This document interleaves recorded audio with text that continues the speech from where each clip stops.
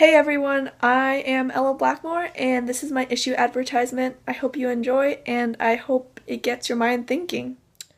So, we live in the 21st century, a time where we wake up, and the first thing we do is check our phones.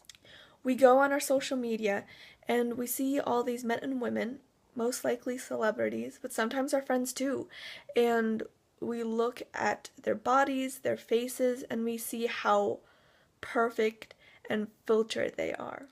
Seeing all these perfect pictures and whatnot gets our mind thinking that we need to act a certain way, look a certain way, and essentially be this perfect human.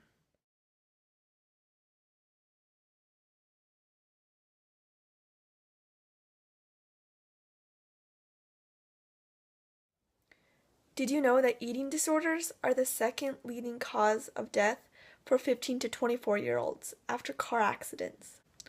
And more than half of the US population knows someone who was struggling with this disorder. I asked three friends what they think of magazines that show us images of retouched models. Here are their answers.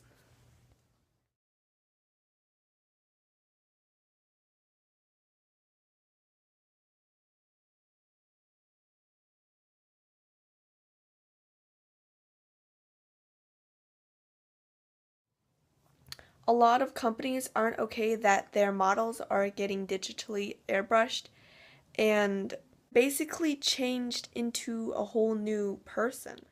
France recently put their foot down and basically said that they weren't okay with their models being retouched in photos.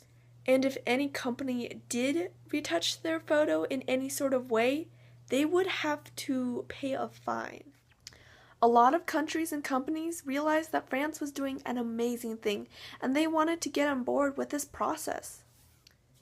This year, American Eagle Outfitters, which is a clothing brand and store, hired curvier models, which I think is such an amazing thing, and more stores need to do the same thing. In our history, sometimes we take a couple of steps back, and sometimes we take a couple of steps forward.